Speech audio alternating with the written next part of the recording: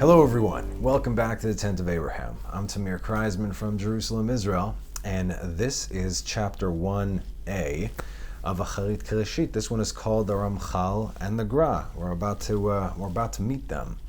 So the Ramchal is Rabbi Moshe Chaim Luzzatto, right? He was born in 1704 in Padua, Italy, died in 1746 in the city of Akko, Israel. He was a young man. He was 39 years old, but he accomplished so much. Then we have the Gra. This is Rabbi Eliyahu ben Shlomo Zalman, also known as the Vilna Gaon. Born in 1720, Salic Polish-Lithuanian Commonwealth. It's modern-day Belarus. He died in 1797 in Vilnius, as in Vilna, in the Russian Empire. Now, there's too much to say about these two titans. Really, there's too much to say, especially since you can just Google them and be blown away. So, for your sake, Google the Vilna Gaon and the Ramchal. So, most of the books that the Ramchal actually wrote have been burned. Actually, again, I'll give you a little bit of their background, not a lot, a little bit, because we have to move. But most of his work has actually been burned by himself because of. All right. So you see, what made the Ramchal great? I mean, obviously he received incredible wisdom from God, but he had the privilege of being tutored by a Magid. Okay, a Magid comes from lehagid, to speak. This is an angel that teaches those who are worthy very high secrets of creation, and this is what he received. Also, people sometimes learn with Eliyahu Navi. There have been accounts throughout the Talmud up until this day. Oh yes, you just need to know where to look. And what we've been discussing here, if you know how things began, you know how they will end. So the end from the beginning. Welcome to the class. So the Ramchal was forced to burn his books because the leading authority of the European Jewry were afraid of his supposed outlandish words and lack of mainstream thought process. He received things that it didn't make sense to them, or they were scared of it, because how could this be? Now again, we're talking about in the Galut, we're talking about in exile, we're talking about Judaism over the last 2,000 years, how it had to mold itself and sort of shrink into a corner and tighten its grip on itself in order to survive, right? Now, everything has got to come undone, all right? We'll get to that as well. So if you happen to be thinking anything funny here, how the authority misunderstood this guy, all right, depending on your background, of course, you know who I'm talking to. I'm going to stop you right there. The Ramchal willingly burned his books as to not stir conflict among the Jews, among his brothers, and so he did good according to God and according to man, right? Peace comes before anything else. If you cause division amongst the Jews, that's not a good thing. That is not from God. Just remember that. Nevertheless, from all the Ramchal's wonderful works, which, like I said, please just look them up. Just look at this guy. The one that we'll be focusing on primarily here, makes sense. It's not the only one. A lot of his works, but again, is Ma'amar HaGeulah, the discourse on the redemption, or the secrets of the redemption. Lucky for you, they have it translated to English, actually. So have fun with that. Just understand something. I read the English and then I read the Hebrew, and the English doesn't 100% match the Hebrew. So then I went to I got the actual Hebrew with the commentary on the Hebrew, and it's a book that'll take you so long to finish because it references his other works. So everything is a compilation of a compilation. In any case, you can get it in English. It's called The Secrets of Redemption, I believe. So this man received information which is part of a chain spanning thousands of years, and it has been unlocked and laid out before us. But like all deeper matters, when it comes to secrets of the Torah, you need context, knowledge, understanding, and wisdom. reading these books, again, if you want to get that book, sure, you could get that book. It's nice, it's fun, but reading these books or the texts on their own would not mean much. The more Torah you learn, the better you will be able to grasp the gravity of what is being discussed here, and obviously what you're going to be reading on your own. All right? So again, study Torah. What is the basic basis of everything? It's the 5 books of Moses. This was what everything is built upon, right? I've been saying this since day one. The 5 books of Moses. That is the source. And you have the prophets, and then you have the writings, then you start having commentary on these things. And then once you lay everything out, you see everything fits beautifully. So that was a few words on the Ramchal. Now we have the Vilna Gaon, aka the Gra. And the Gra, he had been given an awareness, we'll call it, of the hour at hand. And like Ezra, the scribe, and Daniel, as in the book of Daniel, you know Daniel was never considered a prophet. He was not considered a prophet. He's not in the book of prophets. He's in the, he's in the Ketuvim. So Daniel and Ezra, the scribe, they understood that it was time to return to the land of Israel because the window was then open. The 70 years had passed, right? So we've been discussing window periods, how they open and close, and if you snooze, you lose. As a result, he sent the first pilgrimage to the all but forgotten Holy Land. These were not fighters or physical men at all. We're talking about the Gra right now. But students of Torah who journeyed with nothing more than their faith to guide them. Again, these were Israel back in the day where it was the Badlands, okay? Jews were not welcome here. But it's because of the Gra's words and efforts that Israel and Jerusalem is inhabited today. That's what started the Aliyah process, fulfilling the first qualifications of Mashiach ben Yosef. And this would be promoting Aliyah to Israel. The Gra also realized the timeline began by sending forth students in the year 1740, calculating the 12 hours of daylight with the timeline of the final redemption. Every hour being 41 years and 8 months. If you start calculating this right now from the year 1740, you'll see where we're at, but it's not where you think we are at. We are a lot closer than what you think. Now this number is also way bigger than you can imagine. That's 41.8, if you will. Now wait till I introduce you to some of my friends, which I'm gonna. We're working on something, okay? Because these things have to get out there. But yeah, I've been blessed with Anarina, but we have been blessed with incredible surroundings, incredible people from all walks of life with different insights to the times at hand. I don't know of any other people that has this kind of group of people that see the same thing from different aspects, be it math or astronomy, knowledge in Kabbalah, understanding of the timelines, and everything put together is just.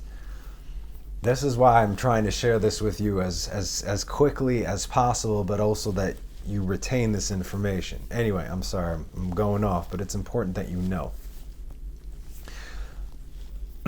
Anyway, I've also been saying for the last 3 years almost that the calendar that we are on today is off, and that will also be proven to you. Meaning, we are actually in the future, and the time we have left is shorter than you think. But before everyone goes on losing their heads, you need to understand the purpose of all of this. This is what gets you prepared for what's to come. It's all going to be okay, so don't worry about that. God loves all his creation, especially those who seek him out. Now, here we're going to learn where and how to look. You're going to be getting your answers over here. So just like the ways of the world, know that there is a process. Just like everything, there's a process. You must trust this process, and you will see wonders. So let's begin. The Ramchal said in The Secrets of Redemption, know that the redemption has 2 times, okay? Meaning 2 parts. And we have found these in the redemption from Egypt and the redemption from Babylon. And we know that this will be the case in the redemption to come. Now, just one more thing that it's coming up right now. I have to explain it.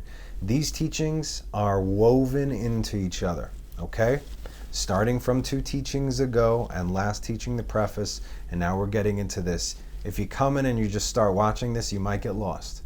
And so you will see patterns repeating themselves, but again, it's going around and around like a woven thing, or it's like, I don't know how to sew, but you understand what, knit rather.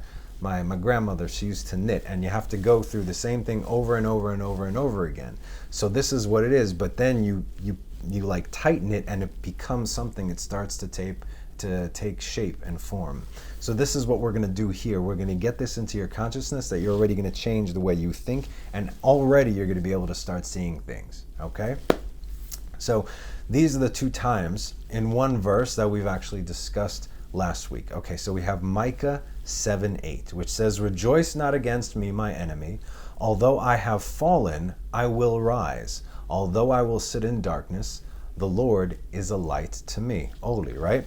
Al tismechi oivati li ki nafalti kamti ki yeshev b'choshech Adonai or li. So, al tismechi oivati li ki nafalti, rejoice not against me, my enemy, although I have fallen. This is called pekida, okay? Ki yeshev b'choshech Adonai or li, although I will sit in darkness, the Lord is a light to me. This is called zechira, all right? These are 2 concepts that are very, very important to understanding the process. Understand these 2 concepts. And the Ramchal spent around half the book explaining in depth what each means, okay? So I'm going to attempt to do it here in just a short while, and then we're going to already start using it in examples of timelines. Pekida, the first one. According to Otzar Ma'amarei Tanakh, the Tanakh archives, I guess that's what it's translated to, is hitbonenut vehashgacha b'matzav hazulat latet lo chuko v'lizkor oto letov o lera. Observing, and actually, I think I have it, yeah. I got this old book. I don't know how. By accident, I picked this up. This is one of those, it's one of those good smelling old books that's pretty much falling apart, but they don't make things like this anymore. Anyway, yeah. Eisenstein, 1925. So this is where I'm getting some of my information. It's very cool. Anyway, sorry, had to share. Pekida, observing and supervising the situation of others to give them the law and remember it for better or for worse. That's the best translation of what this was written. But meaning, when the time is right to focus on the individual in that particular instance and to make a judgment and ruling according to their current state. A good example for this, if you're completely lost, would, let's say, to have a parole hearing, okay, for an inmate who served time. The individual had to be in prison because of a crime committed, let's say, and now is the time to assess and reevaluate their current state to see if they're going to be a productive member of society, right? If someone gets, let's say, 10 years, but they could be out in, 6 years with good behavior. If thus far they've had good behavior, 6 years, all of a sudden, parole opportunity opens up. Anyway, so we can see this as a great example. Genesis 21:1, and the Lord remembered Sarah, and he said, and the Lord did to Sarah as he had spoken. Okay? V'Adonai pakad et Sarah kasher amar, vayas Adonai leSarah kasher diber. We'll get into this later, but God said he would give them a child a year prior, right? We remember this with the 3 angels, but that was still conditional upon Abraham and Sarah. So God came to Sarah to reevaluate her current state and see if, in fact, she was worthy of receiving the promise of God, right? And she was, in the next verse, Vatahar, Vateled Sarah LaAvraham ben Lizkunav lemoed asher diber oto Elohim. And Sarah conceived and bore a son to Abraham in his old age, at the time of which God had spoken to him. See, God's like, yeah, this, but it could also be not. But that's why you have to first come back and assess the situation, because we still have free will. So, congratulations, your parole has been approved. Now you are free to go, or here's the baby. And if you take this formula and read the Torah, you will begin to see very, very interesting patterns, which we will get into. Okay, so that was Pkidah, right? Reassessing the situation, as in the window opens. Here we go. That was Pkidah, the first part. Now, Zechira, right? What does Zechira come from? We all know this. It comes from the word Lizkor, to remember. Zachar, male, right? Timchet Zecher Amalek, you should wipe out the memory, Zecher Amalek. So, Zechira is remembrance. Now, this means that after God had observed the situation and everything is up to par, the Zechira happens, and that is pretty much the finale of it all. Okay, so like the parole thing, your parole has been approved, and now you got to go through a process until you are free to go. Okay, Pkidah, Zechira, and stuff happens in the middle. So although it's funny that it's not discussed what happens in the middle, meaning between Pkidah and Zechira, maybe because it's obvious. So take a look. Rejoice not against me, my enemy, although I have fallen. The time of Pkidah. I will rise. Here's the middle, right? That's what happens in between. Although I will sit in darkness, the Lord is a light to me. That is Zechira, and that's the grand finale. Now let's take a couple more verses for better understanding, because again, this is a principle in what we're doing. Isaiah 52:2. Shake yourselves from the dust. Arise, sit down, O Jerusalem. Free yourself of the bands of your neck, O captive daughter of Zion. Hitnari me'afar kumi shvi Yerushalayim. Hitpatchi, or hitpatchu, mosrei tzavarech shviya bat Zion. Shake yourselves from the dust. Arise, sit down, O Jerusalem. Pkidah. Free yourself of the bands on your neck, O captive daughter of Zion. Zechira. Here we go. We're going to see this a lot. Here's another one. Isaiah 60 verse 1. Arise, shine, for your light has come, and the glory of the Lord has shone upon you. Kumi uri kiba orich, ukuvod Adonai alayich zarach. Arise, shine, for your light has come, Pkidah, and the glory of the Lord has shone upon you. Zechira. Okay, so we're getting the idea, I hope, right? But again, as you're reading now, you're going to start remembering this like, oh, wait a minute, yep, you got it. And if you don't know, ask.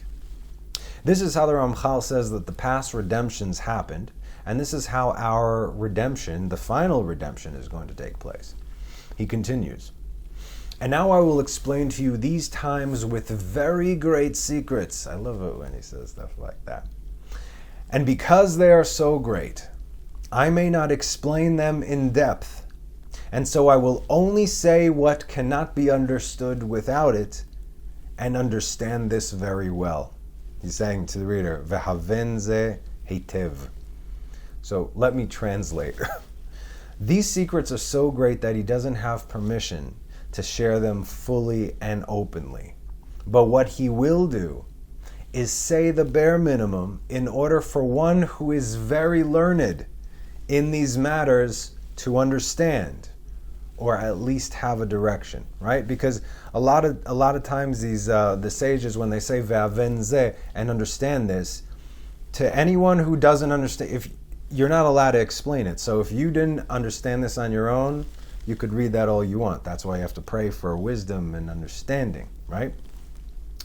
This is why I told you, if you don't have a very strong and solid understanding of all things Torah, then these are no more than words to you.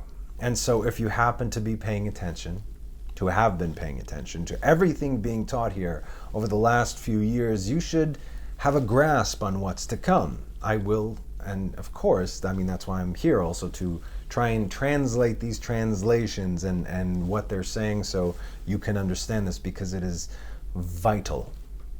He continues, the initial time of Pkidah was in Egypt, as written in Exodus 2:25, and God saw the children of Israel, and God knew.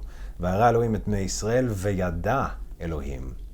And now I will explain to you what is this Pkidah. And you should know that only the first state of decline is rectified during the stage of Pkidah, but not entirely. The additional states of decline are only rectified during the stages of Zechirah. In reference to this, it is said, Exodus 2:24, one verse earlier, God heard their cry, and God remembered his covenant with Abraham, with Isaac, and with Jacob, right? וישמע אלוהים את נאקתם ויזכור אלוהים את בריתו את אברהם, את יצחק ואת יעקב. Do you hear that? That bird's right outside the window. I'm teaching Torah here now. He said, okay, now if I could sum up at least 50% of everything I'm about to pass along to you here, I would do so with the words of Rabbi Nissim, who gave commentary on the book in English. He said, when it is said that God saw the children of Israel, this is referring to their awareness and perception of God. This is what everything is all about. This is everything that I've been saying to you in a nutshell. So listen again. When it is said that God saw the children of Israel, it is referring to their awareness and perception of God. For at that very moment that God's existence entered their conscious awareness, they were able to call out and connect to Him through the free use of their cognitive powers. In this manner, it appears as if God saw. God always sees. He's within everything. He is everything. In actuality, it was they who began the process, right? To perceive God. You see, as always, God never changes, but they did, right? State of decline, as we said, which is why they were able to connect in the right manner at the right time. And the Ramchal's next words are very indicative of this process and sequence. The truth is that when the desire arises before the one and only Master to redeem the Shekhinah and Israel, at that point a certain power emanates from before him and begins to emanate downwards through all the levels, step by step. This is also how we have the Sfirot, right? And we are in Malchut, the lowest one. First, there are the worlds, the 4 worlds, and then each world has the 10 Sfirot, and it goes down and down and down and down. And just so you know, God isn't sitting on a chair on the top of the 4th world and the top of the Sfirot. That's not God, okay? That is a very limited understanding for our sake of the layers of how we can somehow have any kind of perception of God, because it's impossible. We weren't built with the stuff to be able to perceive God. Even the name Elokim, even the name of Yud K Vav K, that is not God. You understand? These are referring to him by names. This and that. He's also known as El Shaddai. Different aspects of God. Okay? Okay. Again, the moment that you put God in a box, that's idolatry. So look around you. Now, again, this is where the remembering part comes in. So we see the remembering part happen before, right? Does God ever forget that he needs to remember? He doesn't work like that. This system that has been put in place is for our benefit. God heard their cry and God remembered his covenant with Abraham, with Isaac, and Jacob. Now, our forefathers already paved the way to become the chariot of God. We've learned this. When we spoke of the rectification of Adam through the patriarchs, so think of it like this. We can shout all day long, right? But if it's not done through the proper channels, they simply won't be heard. It's like dialing a wrong number. It's not going through. This is not to say that God doesn't hear our prayers. Don't misunderstand. But rather, We, Israel, are under the covenant made with Abraham, Isaac, and Jacob, which is why it mentions them there, which is why we must call out through this specific channel. Now, this is the only right channel. The manner in which we cry out is another thing entirely. And that, as we just explained, came through a collective consciousness and recognition. You understand what I'm saying? Think of it like, remember those, let's say you have a long tube, right? And if it's not connected from top to bottom, you could scream all you want, but there's no connection. It's not going to be heard. I'm speaking metaphorically here, okay? In other words, it has to be at the right place, at the right time, and in the right manner. Ramchal continues. So we find that when these spiritual luminaries reveal their functions completely, this is the commencement of the stage of Zechirah, and preceding it is the stage of Pkidah. However, in reality, see, this is what happens here, but what happens up there? In reality, this order begins with the lower sphere and not the upper sphere, since in the upper realm the stage of Zechirah is first and Pkidah emerges through it. Also, another concept we've learned about, how whatever happens up there is due to what we do down here, right? We are the ones that started, but God is the one that opens the gateway. The realms are upside down, pretty much. Well, not pretty much. They are upside down. And we were given the power down here in the lowest malchut to affect the heavens, which in turn affects us down here. And this is where the power that Mashiach ben Yosef and Mashiach ben David come from in order to act towards the redemption of Israel. Ben Yosef being the Pkidah, the first part, and Ben David being the Zechirah. Now, there are two things that we need to know regarding the Pkidah. One, it is still hidden in an outward sense, meaning that although it may not seem that anything has happened openly, spiritually, internally, things have shifted. Yeah. Second thing, it is timely, meaning that there is a window. And if that window is open, when it's open, but the setting is not right, that window will close and the opportunity will be missed. The Ramchal continues. I'm giving you my explanation so you'll understand. And then also, Ramchal continues. The Pkidah contains many functions, and they are found in the verse of the wise one. When they say the wise one, who's the wise one? It's King Solomon, right? King Solomon the wise. In Shir HaShirim, the Song of Songs. Now, the first functions have been explained previously, referring to arousing the Shekhinah from the ground. Therefore, it states in Micah 7:8, although I have fallen, I will rise. And then it continues in Isaiah 52:2, shake yourselves from the dust, arise, sit down, O Jerusalem. And I will tell you what this arising is all about. There was only darkness and obscurity for Israel, and they found no consolation in the multitude of grief and sorrow, which increased daily. The bondage in Egypt and the 4 exiles, right? Every time we were not where we were supposed to be, which is in Israel doing what we were supposed to do, it's going to get dark. It's going to get dark and darker. So now here we are, sitting in Israel, after everything, and not doing what we're supposed to do. You don't want to know.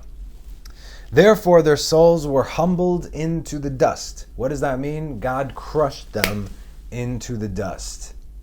And what is this dust? This dust is the klipot, the shell, the husk, that which is impure. When the appointed time arrives for the tzaddik to unite with them, as we have mentioned, then they will be consoled and the Shekhinah will arise from the dust and be strengthened on her own.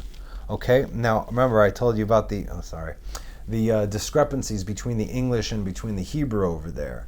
The English would say the Shekhinah will arise from the dust and be strengthened. if the Hebrew says on her own, which this is how it is, which means that it's not dependent upon anything else, only God. So you might lose a lot of the understanding. That's why it's very, very dangerous to mistranslate these things, okay? Because, hey, people have started all new religions with a whole bunch of less.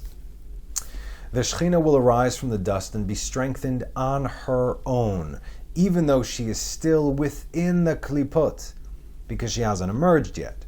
Meaning, this is all happening internally and hidden, right? Like we said, the shoot underground, it's all happening and growing and growing.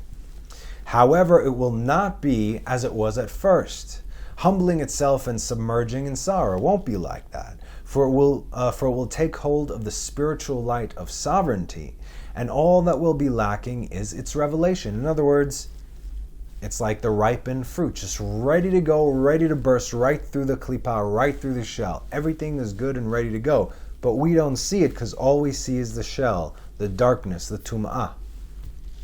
In order to demonstrate to all the nations and ministering forces her sovereignty. There's not going to be any argument. And this will occur when? At the stage of zechira, right? The big shebang in the end. May it happen speedily in our day. When the first union is complete, there will be none other like it until the stage of zechira. Therefore it is written, rejoice not against me, my enemy, although I have fallen, I will arise. Although I will sit in darkness, which is where the Shekhinah is, and then from then onwards, the Lord is a light to me. Boom.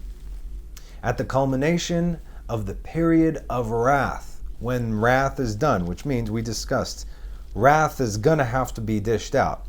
Either way, whether, it doesn't matter really what time, okay? It's just a matter of how much wrath. So now let's take a look at the first time this first stage took place. And the first stage occurred in Egypt at the time that is written. We read it, Exodus 2:25, and God saw the children of Israel and God knew. And with regard to Pekidah, it is written Exodus 3:16. Go and assemble the elders of Israel and say to them, the Lord, the God of your forefathers, has appeared to me, the God of Abraham, Isaac, and Jacob, saying, I have surely taken you into account. You already know, based on the lousy translation, what this means. You take into account. Let me go reevaluate the situation. I'm going to read this in Hebrew, and now you will know. This is how we learn, kids. Isn't it great? ולך ואספת אל זקני ישראל ואמרת אליהם, אדוני אלוהי אבותיכם נראה אליי, אלוהי אברהם, אלוהי יצחק ואלוהי יעקב, ויעקב לאמור, פקוד, פקדתי אתכם. There's your פקידה, right there. ואת העשוי לכם במצרים. And what is being done to you in Egypt. Now we discussed this secret code that God told Moses to say to the people in Parashat Shmot, in the teaching Parashat Shmot. As these were the words that Joseph told his brothers on his deathbed. Truth be told, that's almost like when the process began, right there when he said those words. But then we'll see it rapidly progress. Anyway, we'll get to that. And I think it was the daughter of Levi or Asher, who was the only living witness from that time that confirmed the words were true. Oh my goodness, I recall that grandpa said that this and that would happen, and there it was. In addition to it being an open miracle, since Moses could not pronounce the letter Pei of Pakod Ifkod, right? Or Pakod Pakadati, Pakod Ifkod, because his lips were burned. Remember when he was a boy? And he couldn't close his mouth. He can't say the letter Pa, because all right. But God spoke through him, and the people heard and saw. So all of a sudden, this man that cannot close his mouth because his lips are all burnt is saying, Pakod, Pakadati? What? So, anyway, it says, I have surely taken you into account, and not, I am taking you into account. In other words, the account has already taken place, you see? The reason in that it already occurred, and now is the time for the stage of the Zechira. In other words, most of the Pkidah time was already way underway, and now they're approaching already the final stage. This is also why Moses refused to go, saying they won't believe him because he knew it wasn't time for the Zechira, or in other words, he didn't recognize the Pkidah taking place in order for the Zechira to come forth. Moses, understood things. It was Moses. He was a very high soul. Okay? So he's like, wait a minute. The Zechira can't take place right now. What you're saying is Zechira. Where's the Pkidah? That already happened, Moses. You're already in it and you didn't know it. And that, again, this is how it's going to be in the end. God's going to come to whoever Ben Yosef is, whoever Ben David is, and say, hey, I got a job for you. Me? Why me? You're the guy. What guy? Yeah, that guy. And so on and so forth. Anyway, this is why God said, I will give you a sign, as we discussed. And that sign was Pakod Yifkod. Furthermore, if the tikkun, the rectification, had not been made and the Pkidah not taken place, then of course Moses would not have been sent. Which means he just didn't know it himself. This is the meaning of the verses we read several times in Shir HaShirim, Song of Songs, where it says that you neither awaken nor arouse the love while it is desirous. And what it means, this is in, where is it? 3:7, I believe. Im ta'ir ve'im ta'uru et ahavat shetechpatz. All right, but it's a lot of times within Shir HaShirim, and each time is slightly different. And this is what it means when you should not awaken or arouse the love until it is the right time. Remember what happened when we discussed this, the sons of Ephraim, 30,000 of them, more even, they left Egypt 30 years early because they miscalculated. It wasn't the time yet, but they thought it was, but they didn't see the signs. And if you don't get the signs, if you don't see the signs, it's not the time yet. We're going to see the signs. Now with the book Tikkunim Chadashim LaRamchal, the new corrections of the Ramchal, in Tikkun number 29 it says, and to the mighty hand while the Shekhinah descends, during this time it is said of this in Psalms 113:7. He lifts the pauper up from the dust, from the dung heap he raises up the needy. Now this is the Pkidah, right? He lifts up the pauper from the dust, and now once this process is successfully completed, then we get to the second half of the verse. From the dung heap he raises up the needy. Interestingly enough, I'm going here so you know, the word ashpot, I'll read it in Hebrew, Mekimi me'afar dal, me'ashpot yarim evyon. The word ashpot, dung heap, like when you say trash today, is ashpa. So ashpot is Aleph Shin Pei Taf. Now this is the year we are currently in, Taf Shin Pei Aleph. Those exact same words, this is the year that we're in, which is why many rabbis are saying that this is the year of the redemption, right? Me'ashpot yarim evyon, as in from Taf Shin Pei Aleph, God will lift up the poor and needy, i.e. his kids, right? Or also the Shekhinah. However, dare I say, and I do, the calendar is off. And again, we will get, don't you worry now, we're getting to that. This is Kita Aleph. This is first grade right now. You got to understand this. And while we certainly are in the process of redemption, make no mistake about it, what we are going to learn here from the words of our sages and this insane compilation is that certain things have to first take place. Like I said, there's an order. So I'm telling you now, after this topic is complete, not in this class, and when we're done with the information that I have to give you in this regard, if you have been following, you will be able to see the signs for yourself. Because this is what I want. Again, I keep saying, do your own research, right? But I want you to be able to see the signs for yourself. So no one could come and say, here's Messiah, there's Messiah, and you're going to listen to that fool and go run there. Aside from the fact that it clearly says don't do that in the book of Deuteronomy, right? But if you see for yourself, like, wait a minute, okay, so that person's doing all these miracles, but some things have to happen first, right? This will educate you. I want you to do this so you can think. Again, if you have questions, you got my email, right? It's below just clicking the thing and it's there. Anyway, now I don't want to give away the ending, but I will say this, okay?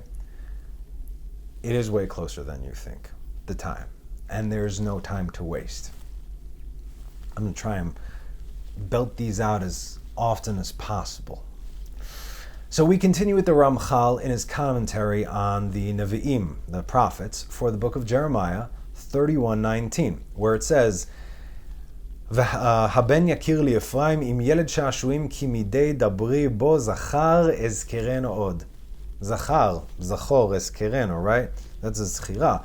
Is Ephraim a son who is dear to me? Is he a child who is dandled? For whenever I speak of him, I still remember him. Now, we have clearly discussed that there are two Mashiachs. You know this by now, right?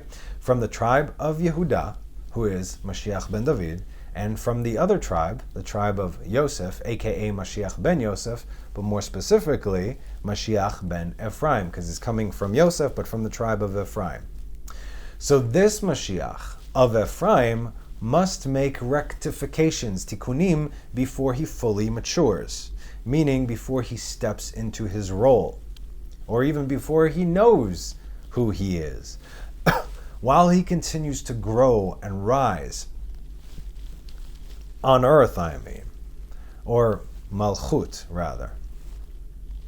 Then he becomes a child who is dandled. Okay, yelid shashuim, when it's like a father taking the child on his lap and he plays with them. That's lishta'ashea, to play with, to have fun with, but with immense love and adoration. So too will God take pleasure in Mashiach when he steps into his own, when he comes into his fullness.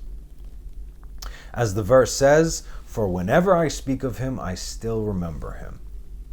Okay, so now we've learned that the redemption is split into two parts, right? Pekida, schira. Remember, this is one of the building blocks of all these teachings now. Both are essential parts of the redemption, and both are necessary components for their redemption. And this is where you place the two messiahs. Here's where they come in. One, the Pekida, the beginning part of the redemption, and this is the function of Messiah ben Yosef. And two, the Zechira, the final part and conclusion of the redemption, i.e. the redemption itself, which is the function of Messiah ben David, Mashiach ben David. Furthermore, during the time, and then again, we'll also discuss what happens between. Furthermore, during the time of Pekida, a window is open for that time, and then it closes. This window will not be open again until the time of Zechira, i.e. the end. But during that specific time, the Shekhinah will grow and rise. Still hidden, though, in the Klipot. Remember, we don't see this happening.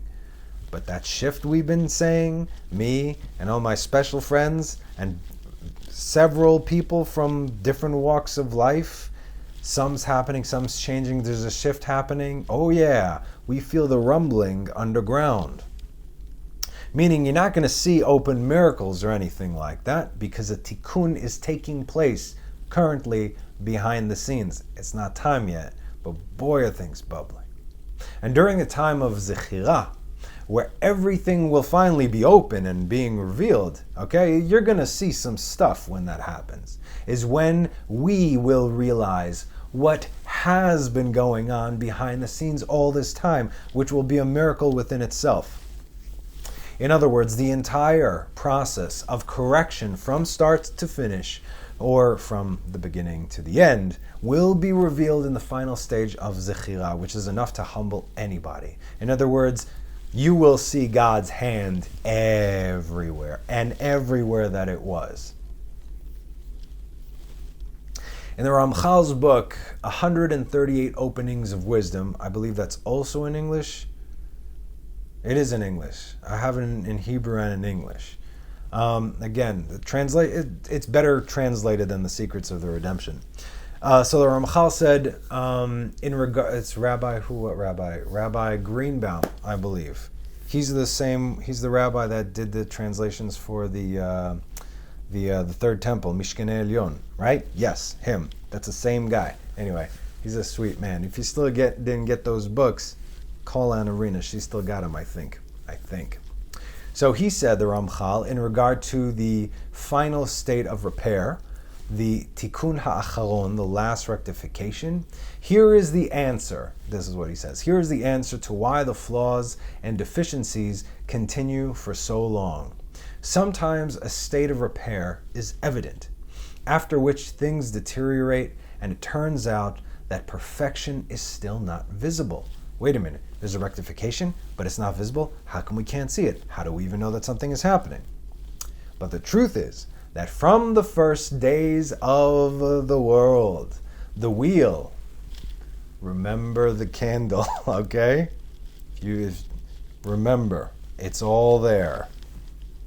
The first days of the world, the wheel has been turning towards one point only. Perfection at the end, underneath. I'm not going to turn over the candle because it's lit right now. The final perfection that will eventually reign. Thank you, Ramchal, for agreeing with my candle prop. So far, this perfection has not reigned at any time or on any occasion. Right? Because here we are. We're still here.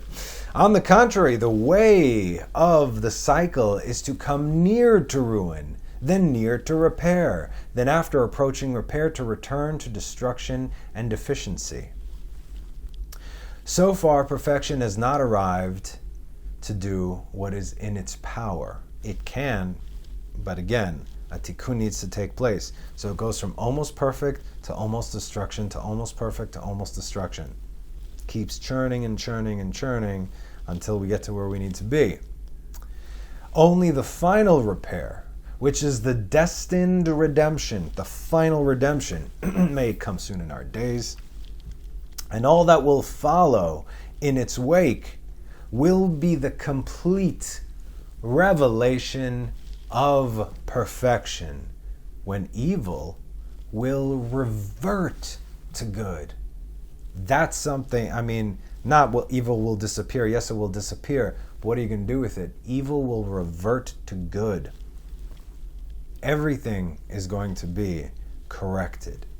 After this perfection, there will be no flaws or deficiencies, for the wheel will be at rest from its movement and the truth will have been clarified. Who doesn't want the truth, finally? From then on will be the time of delight, to delight in the truth that has been clearly manifested. There are not going to be any questions after that. Okay, so now we move on to Tikkunei Zohar Chadash. All right, that's just what it's called, Tikkunei Zohar Chadash. 27a. And it was shown to him, to who's to him? To Noah, a hint of the latter days, in order that he ask for mercy upon them. Who's them? We be them, okay? That the Messiah on the left should not die. Now, if you don't know this yet, okay, Yehuda, lion, that's on the right. Joseph, ox, on the left. So, the Messiah to the left, it's another way of saying Mashiach ben Yosef. Also, Chesed and Gvura. You know this. Put it together, all right? So this is lion, Judah, right, mercy, left, Yosef, ox, judgment. Now Noah did not ask for mercy upon them, and mercy was not given. This is the future, okay? This is in the future until Moses came along and did so. Incidentally, I just read yesterday in the Zohar, Parashat Noach, this is not written here, why God saved Noah, why he didn't pray for the generation, and was he really considered a tzaddik? Because a lot of people say, oh yeah, he was only a tzaddik in his generation because everybody was so wicked. But if he would have been in Abraham's generation, he wouldn't have been a tzaddik. This is not the case. It says bedorotav, as in multiple generations, and it even said there in the Zohar, I believe it was Rabbi Yossi, Rabbi Yehuda, that said that if Noah would have been in Moses' time, he would have been considered a tzaddik, because he really kept himself, the only one in the world. And Moses prayed to God in the merit of the forefathers, Abraham, Isaac, and Jacob. Noah had nobody. There was no merit for anything. So he couldn't pray for anybody. And furthermore, Even when Abraham prayed for Sodom, he stopped at 10 men. If there are no 10 men, 10 good men in the city, God takes out the city. Even though Abraham prays, there were no 10 men found in the entire world. So, that's that. Whatever needed to be done was done, right? And again, we'll see this is all part of the plan. So, he didn't pray for that sake, but Moses did.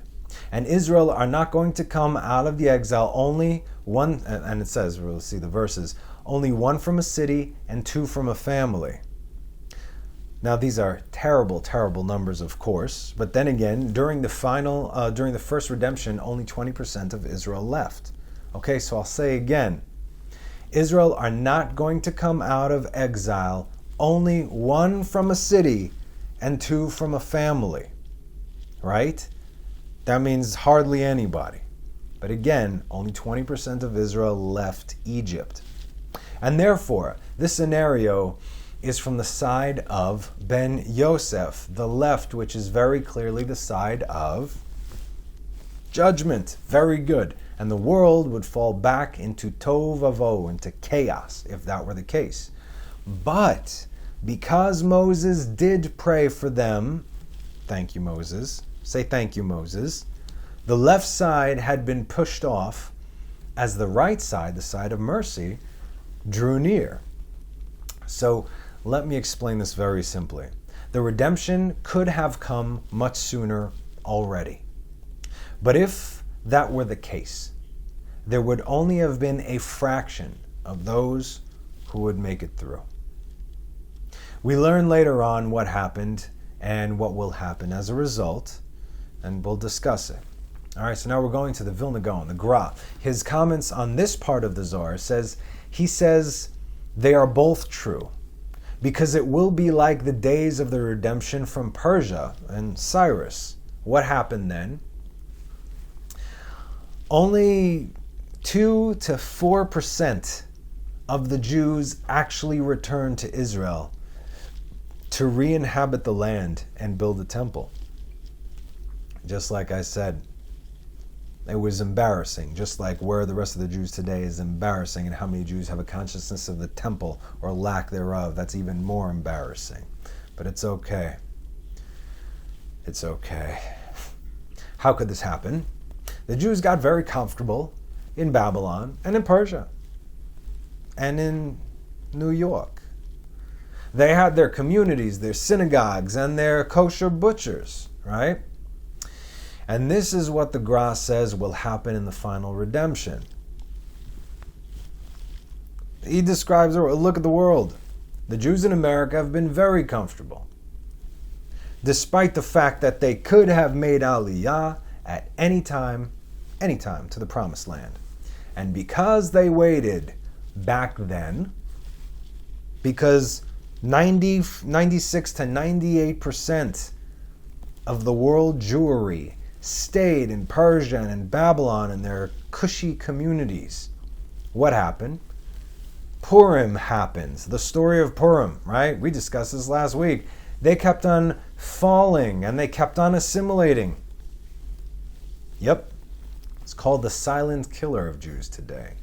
And so, God sent Haman and put the power ring on his finger. And it had been decreed that the Jews were to be annihilated in the heavens. It was already written.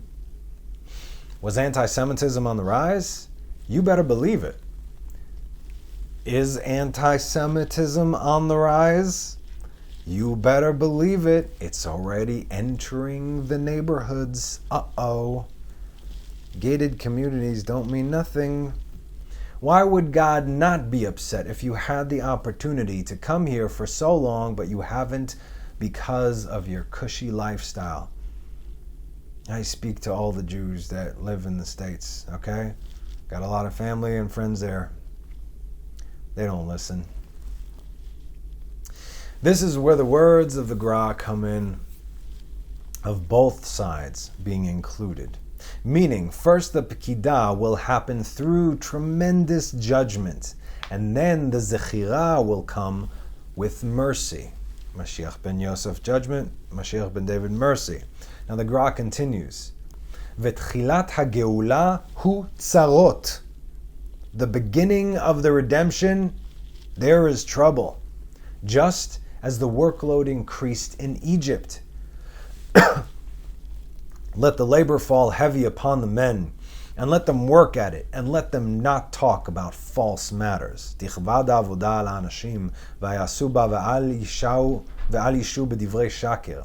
what happened over here? This is in Exodus. Moses, the Redeemer, again, Moses played Ben Yosef and Ben David, because he was the guy. It's a prototype, okay? Just as the whole thing is. Moses, the Redeemer, shows up on the scene. He gave the signs. All Israel saw, heard, and agreed, right? Which they have to do. What happened? Their workload increased. Things essentially got worse. Meaning, how could it be, first of all? If Mashiach shows up and things are going to get worse for Israel? Ma shehaya hu ze sheyeh. What was is that which will be. Ma shehaya hu Moses, mem shin hey, ze sheyeh. As we have already said many times. Or as we discussed 3 weeks ago, Moses is who was and who will be. So it's going to start off very, very rough, and it's going to progressively get worse. Anybody? Okay. Wait for it. You think this lull right now is anything but wait. But in the end, it will be mercy. Once all the judgment had been dished out, which means things have to happen. This concept of judgment before mercy is what we've pretty much been discussing the past year, I think. Before I even got into this stuff, this book just confirmed it to me 1,000 different ways. This is why I'm like, now you know this. Now you better know this. Now I better teach it to you. So this is confirmed yet again in Masechet Brachot 9a. The beginning of the redemption will be in the evening or at night, meaning in many troubles, but the main part, or as the grand finale, will be during the day. Isaiah 52:10 says, "The Lord has revealed his holy arm before the eyes of all nations, and to the ends of the earth shall see the salvation of our God." Now the source of these things is in Re'aya Mehemana, Parashat Mishpatim 119b. Re'aya Mehemana means the faithful shepherd. Haroea Ne'eman. And these are certain parts written within the Zohar. At the end of certain chapters, there's Re'aya Mehemana, and then, okay.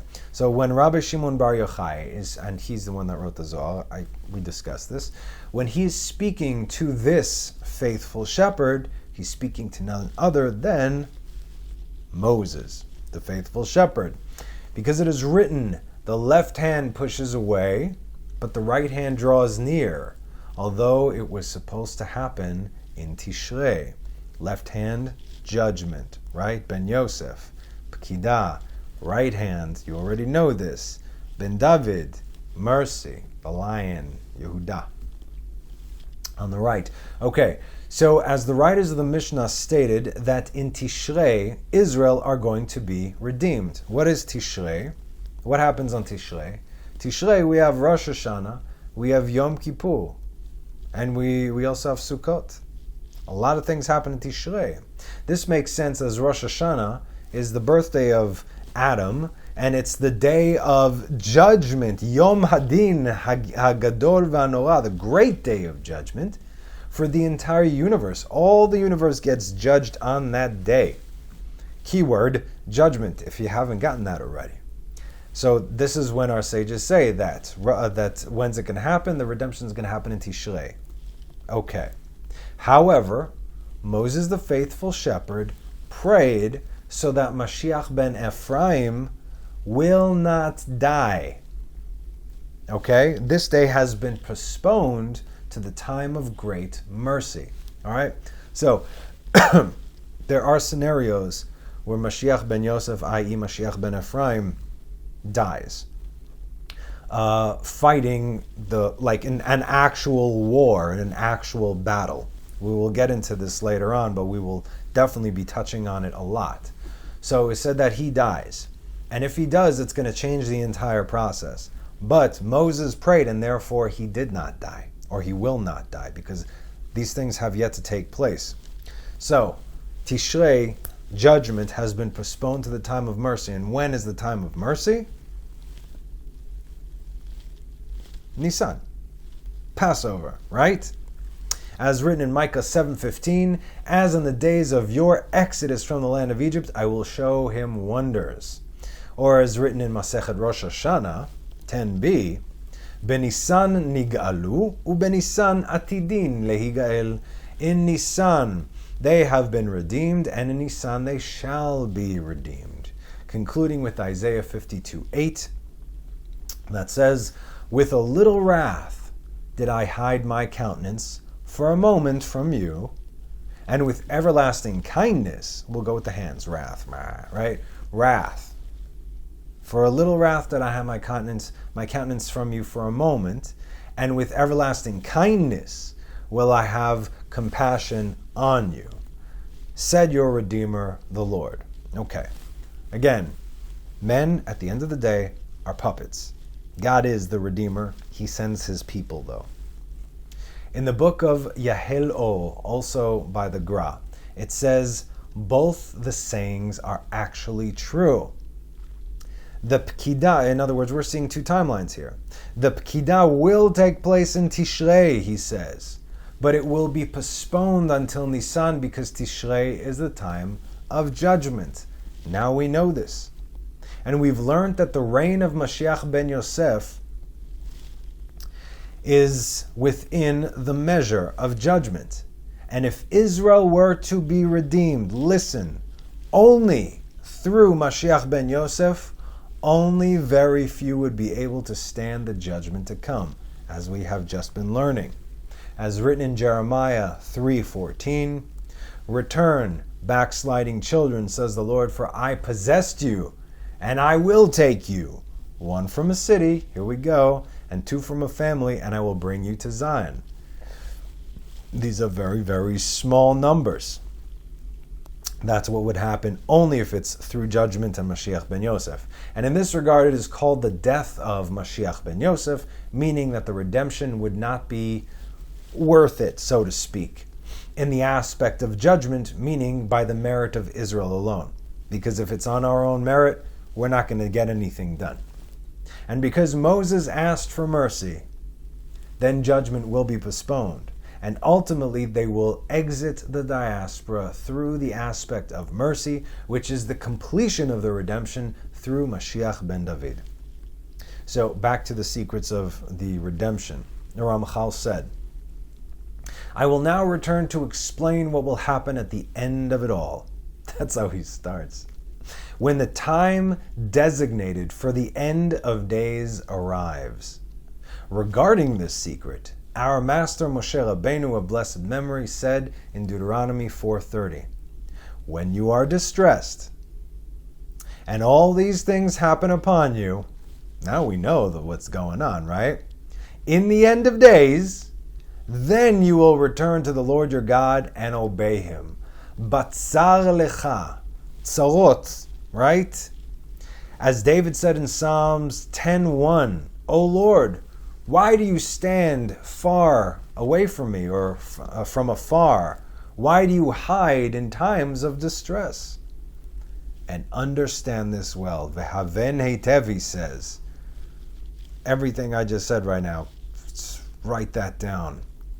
But in the same token, in pure King David fashion, he comes back and says in Psalms 31:25, strengthen yourselves. Hear me now. Strengthen yourselves, and he will give your heart courage, all who hope to the Lord. Strengthen yourselves. You have to strengthen yourselves, and then he will give your heart courage. You got to do a little bit. This is the concept of rising so he can take you, or at least lift your hand up so he can grab you. And he continues now. In truth, and this is unsettling, but in truth, one needs great strength and encouragement to fulfill these expectations. Due to the harsh times of distress and the darkness that I have referred to. Therefore, David would say in his prayer, O Lord, why do you stand from afar? And this is the fundamental secret of the verse in Jeremiah 31:2. From long ago, or from afar, the Lord appeared to me. With everlasting love have I loved you. Therefore have I drawn you to me with loving kindness. Yet it came from afar, not from close by, until they approached one another and united as one. This is why David constantly prayed that this time would not last long, the time of troubles, because he saw it.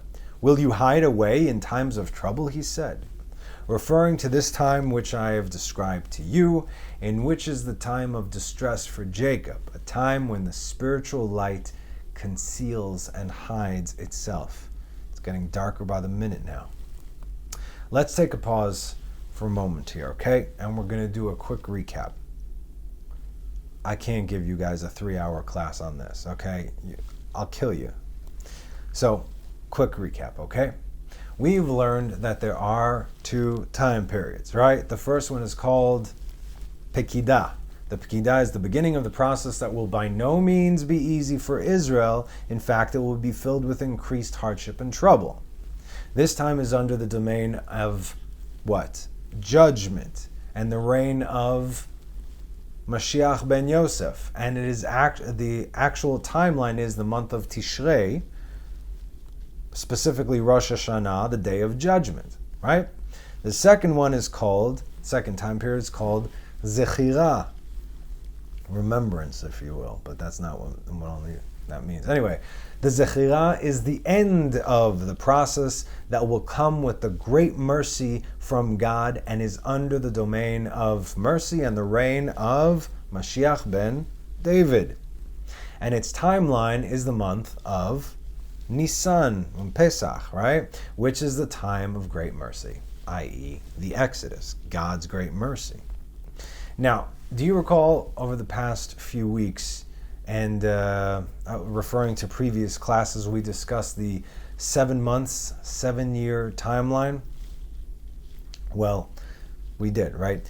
Tishrei is month number 1. Nisan is month number 7. There's your 7-month/7-year timeline. Now, if you paid attention to what was taught over the past 2 classes, you will see what's going to happen in between these 2 times, as well as what's coming at the end of the 7th. And if you think this is it, we barely scratched the surface. So, have you been paying attention? So we're going to end right here. Again, this is not necessarily in a story fashion. You need to know these things, okay? I need you to listen once, listen twice, understand this, because we're going to do part 2 of this, again, of this chapter. It's like part B next week, okay? I can't do it longer than this. It's just going to be too much for you. So, again, the good thing is you can pause or rewind if need be, but most important thing is that you are absorbing all this information, because this is the time for it. It's right now. Because what this is doing is slowly building a consciousness, an awareness in you for the times and also the terminology and the terms that we're speaking. And we're going to be using it for the foreseeable future. So I hope you enjoyed this teaching. Many of you might be wanting to pull your hair out right now, but don't do that, okay? Just again, if you have questions, send me an email. Just keep it less than this much, okay? Just ask me questions, and I'll do my best to answer you. So stay tuned for part B of chapter 1. I'll try and get it out. I'll give you a few days for this to marinate, and then I'll put out part B. So again, as always, thank you so much for joining me. Have a wonderful rest of the week, and have a Shabbat Shalom. See you next time. Bye.